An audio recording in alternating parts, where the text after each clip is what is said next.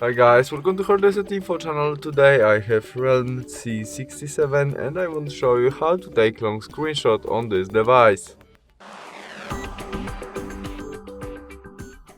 Our first step to do this is from main menu we must open application which support long screenshot. It can be settings, Google Chrome, something would have more information than you have on the one side of screen, where you can scroll something. In it, we press volume down and power key together at the same time as to make normal screenshot. And after that we click capture more. Now we can add more information to our screenshot by